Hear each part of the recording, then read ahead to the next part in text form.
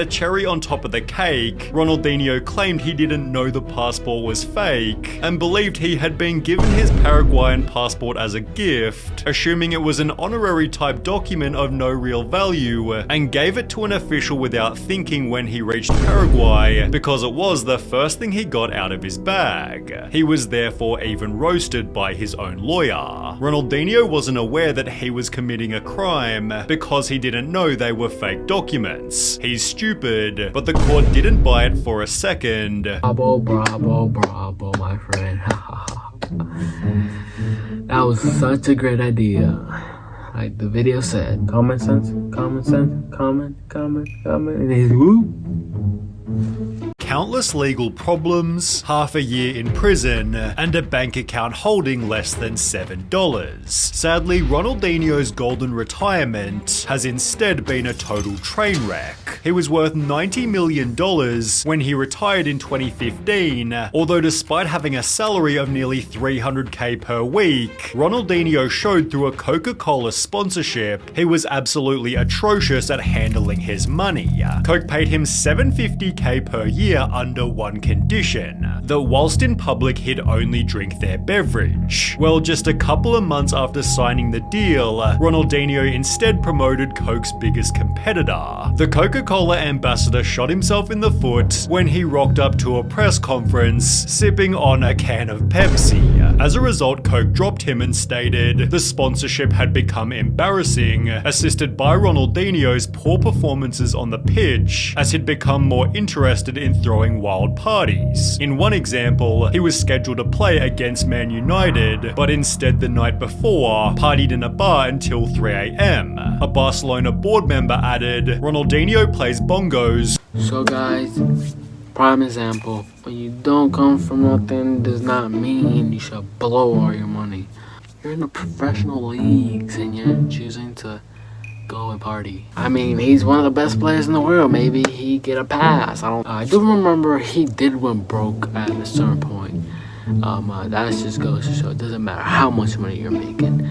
If you spend more than what you make, you're gonna go broke. It's just gonna be a matter of time when the income stops flowing. In the Pepsi, I don't know if it's just me, but Coke and Pepsi like are not the same, but like they look the same. Like, I don't know, maybe it's just me. For me, when I was younger, from 8 to like 9, 10, 11, for some reason, I thought they were the same brand. Like, I knew that they were not the same, but at the same time, back in my head, I thought like they were the same brand. I don't know why I thought that. Maybe it's just me. But comment down below, do you think Pepsi and Coke are the same? Or maybe I just got confused with the logo. Maybe the logo, I got confused and I thought it was the same thing when really it's not. So, and to me, they look the same because if you look, both of them, they're like black. Oh my God. No, nothing like, you know, it's just, no, never mind. But the point is it the same, or have you ever got confused with the both of them? I don't know, maybe it's just me. Until 2 in the morning every night. Everyone knows we have a discipline problem. Ronaldinho's getting older, partying all the time. How do we stop it? Well, stopping Ronaldinho's partying was basically impossible, as he even negotiated a nightclub clause into one of his contracts, allowing him to party at least 2 nights per week. Incredibly, he wound up breaking the contract, as 2 nights of partying simply wasn't enough, justifying his actions by stating a football player has to have a normal life, as a person and as a sportsman. But according to his teammate Jerome Leroy, this lifestyle was seriously hurting his skills. Ronaldinho didn't train any day of the week and would just turn up on a Friday for the game on Saturday. I think he was trying to follow in the steps of Romario, who would also go out every night, but he didn't have the same success. Without a consistent training regimen, Ronaldinho began to experience constant injuries. Beginning in March 2008, he was off the field for 1 full year, missing 30 different games, coming from 4 different injuries. In the meantime, Ronaldinho started gaining weight, for which he was clowned on by the media. One article wrote, over the past year, Ronaldinho hasn't looked like the player who led Barcelona to 2 straight league titles. Another article mentioned the former best player in the universe, has already become an increasingly distant memory for the Brazilian national team, and true or not, gets frequently described as past it without much debate. In 2002, Ronaldinho.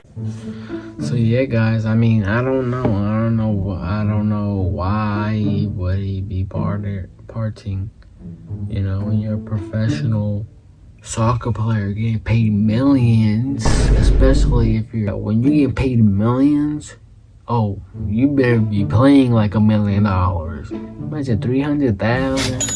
I would play soccer. But obviously he trained at a very young age, and he probably worked extremely hard to be in that position. Congratulations. But it's like, you're kind of blowing it all away, going to parties, and you're just throwing it all away. You're not training. I'm trying to see his perspective. Maybe he trained so hard, he just want to be a regular person. Maybe that was an aspect that he wanted to enjoy, but he couldn't enjoy when he was younger. So now he's older and has the flexibility and the money to do things like that. I don't know. Maybe he feels he's missing out. That's the only possible way I think that's why he's doing it. Can't think of anything else. Helped carry Brazil to a World Cup win, but by 2010, he wasn't even chosen to play on the team at all. Understandably, Ronaldinho wasn't happy, believing he was now better than ever, stating, "I am back now to how I was. In fact, I think I'm even stronger now. Everything seems easier now. I want to play in a further 2 World Cups." His harsh World Cup rejection forced Ronaldinho to get back into shape. A forum post from 2012 titled, "Ronaldinho goes back to 2004/05 weight," explained apparently he's now gone back to his ideal weight of 80 kilos. On top of this, a Goal.com article proclaimed, "Ronaldinho is officially back among the world's best," although as you might expect, this didn't last long. Throughout 2013, Ronaldinho missed another 24 games, resulting from 2 separate injuries. He therefore again wasn't selected for Brazil's 2014 World Cup team, and by 2015, at the age of 35, Ronaldinho's career was pretty much finished. He'd signed an 18-month contract with Fluminense, although after failing to score in 9 games and being booed by his own fans during a league game, Ronaldinho's contract was terminated after only 2 months. The club publicly announced, "We were straight with him and told him it wouldn't work for us, so we decided releasing him was the right thing to do. We are somewhat frustrated. When he arrived, we expected he could do for us what he did for so many other clubs. That's what you think when you sign a player.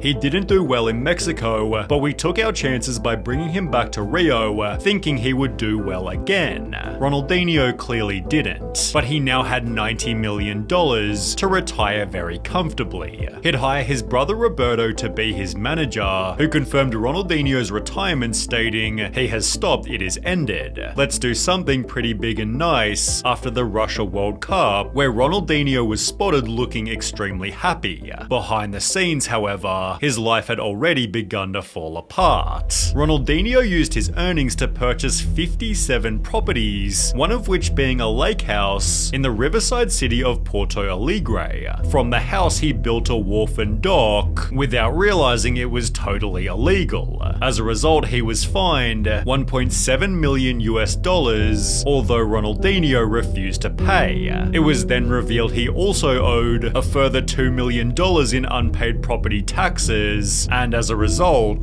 Ronaldinho has had 57 properties seized and his Brazilian and Spanish passports confiscated over unpaid taxes and fines. Ronaldinho haggled the fishing fine down to $1.5 million, but ultimately still failed to pay, leading the Brazilian government to permanently take he and his brother's passports. Now, this was extra inconvenient, as they wanted to take a holiday down to Paraguay, so they devised a genius plan: create a fake Paraguay passport for one of Brazil's most famous people, known for playing on the Brazilian national team. As he tried to enter Paraguay, Border Protection obviously noticed him instantly, placing Ronaldinho in jail awaiting trial. Imagine not only being one of the most famous footballers in the world, but also one of the most unique looking ones, and trying to use a fake passport passport in South America. Bravo, bravo, bravo, my friend.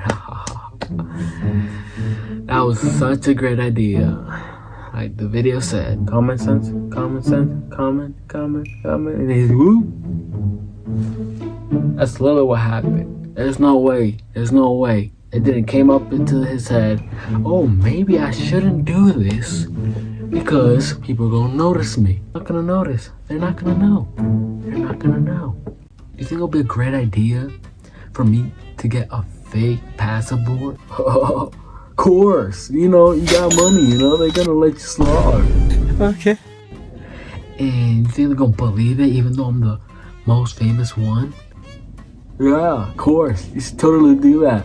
Where's the common sense? Where? Cause it ain't here. It was going in, but it just...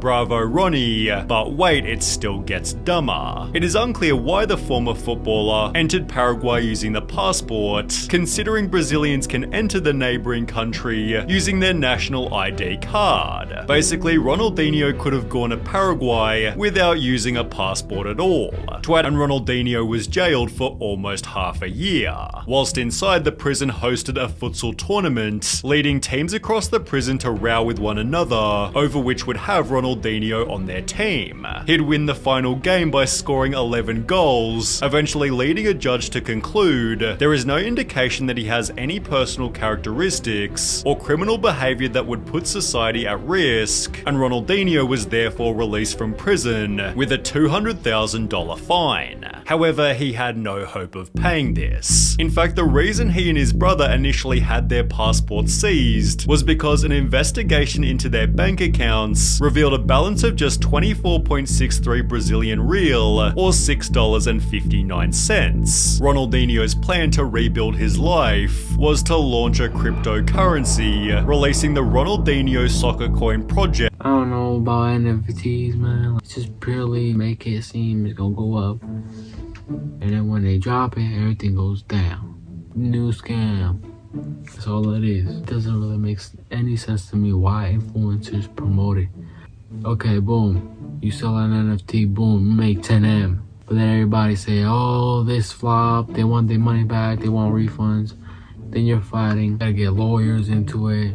Boom, you're gonna start losing half M, $1 million, headache. And then let's say you get away with it for 10 years, you keep 7M, and then it catch up to you. Like, it don't make no sense. It really don't make no sense. It's like, you gonna do all that hassle. I feel like it's just gonna be a matter of time when you have to pay that back. You just lose fans. It's just dumb.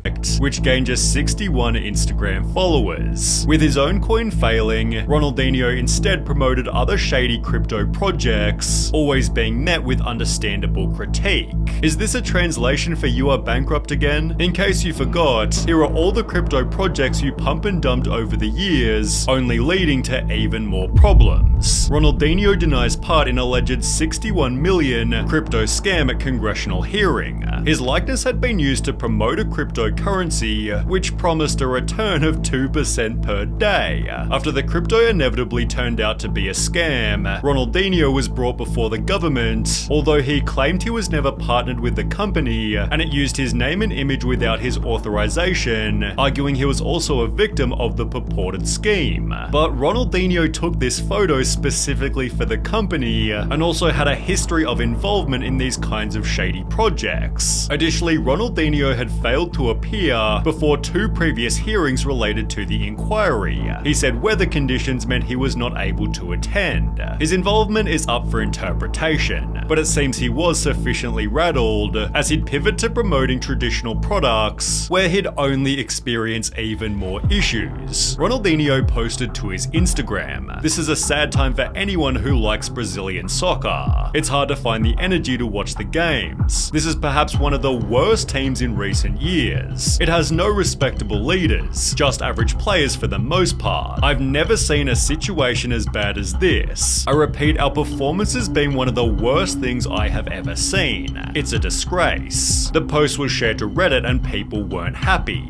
Criticism is fine, but straight up quitting on the national team in an official post is something to say the least. Imagine your idol saying that about you and your teammates, killing their confidence. Well, only one day later, Ronaldinho returned to Instagram, revealing the nasty message was actually an ad. I would never abandon Brazilian football, never. And I would never say the things you saw. In fact, these words came from real Brazilian fans. They are real comments I saw on the internet. Guys, what our boys need is support at this time. That's why I joined Rexona in this movement. We are asking everyone to send messages of support. Hashtag Rexona does not abandon you. He's damn broke, isn't he? Ronaldinho's finances haven't been discussed recently, but judging by photos of him taking private jets, it seems he's rebuilt his life at least to some extent.